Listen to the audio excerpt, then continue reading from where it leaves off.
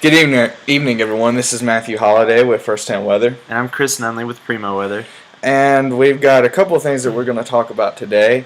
There's been a lot of talk over these over what the Weather Channel came out with today, announcing that they were going to start naming winter storms.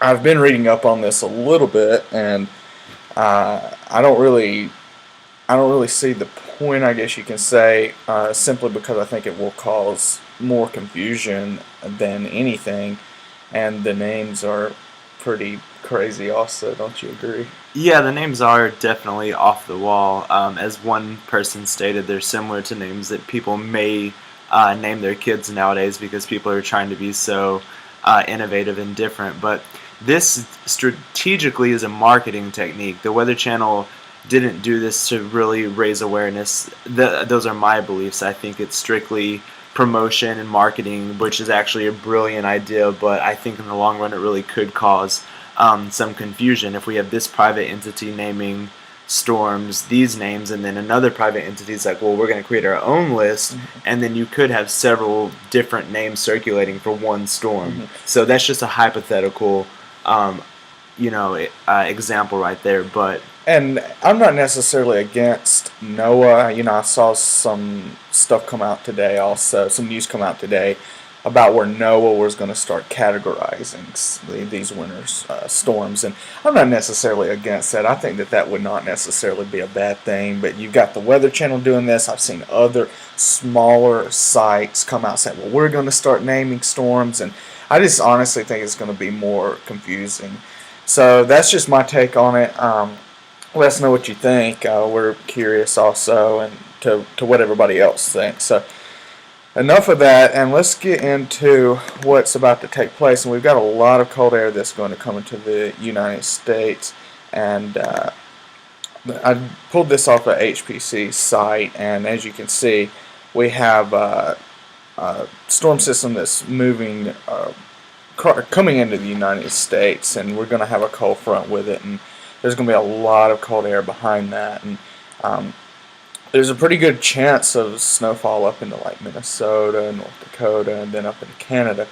So we're kind of keeping a watch on that more in the short term, you can say, and that's kind of the start of the colder air moving in. yeah, and the cold air is actually already pushing into the northern U.S., and it's going to continue. This trough's going to continue to dig south, and eventually affect Texas as well as the southeast. So a lot of people have a pretty, I guess if you want to call it a rude awakening ahead, because this is some very cold air for October. I would say some temperatures are going to be 20 to 30 degrees below average. So and it's going to be quite the shocker in a way, just from what we're seeing right now.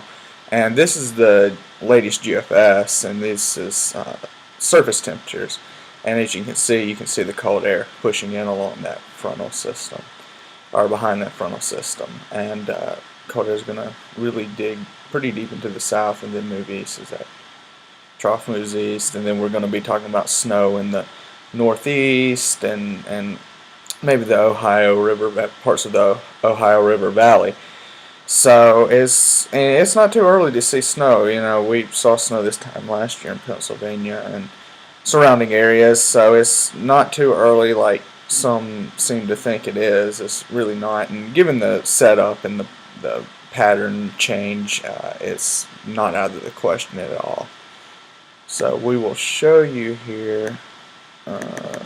Here's a GFS snow depth totals. That would be, let's see, 90 hours.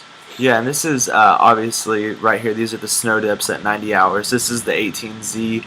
Sometimes the 18Z can be a little out there, and some people don't even like to use it. But I think that it's this run looked reasonable. It's really interesting that this run has picked up on snow in extreme southern Kansas and northern Oklahoma. It had done that earlier this week, I would say probably 2 days ago, and it backed off, but it picked back up on it. So it's going to be really interesting to see what the the latest models that are going to come in here in about 2 hours, what they show. But I would like to mention as well that the Euro was showing snow, pretty far south as well. But anyways, you can see this system that digs along the base of the trough and then moves up northeast. And honestly, I wouldn't be surprised to see Kansas City, Chicago, St. Louis, a couple of those cities possibly seeing very wet snow.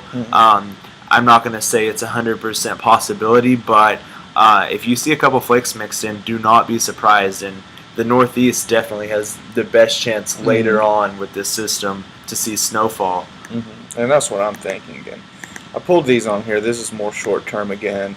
As you can see, here's that frontal system starting to move into the United States, and then this is, I think, day 2, I believe. And this, it moves further in. There's the snow chances showing up on the map, and then this is where we get into here's our low pressure system, surface low. Here's our frontal system, cold air behind it, heavy snow up into Minnesota and up into Canada.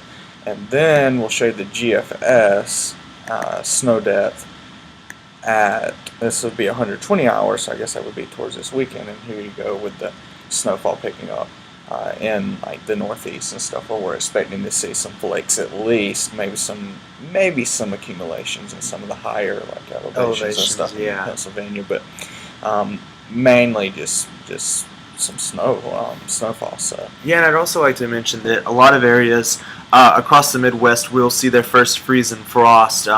I would say the best night for that would probably be Saturday night, Sunday morning. So that is looking more likely than any type of snow, even though you can't rule the snow out across parts of the Midwest. Expect a freeze or a frost, so now may be the time you want to prepare for that.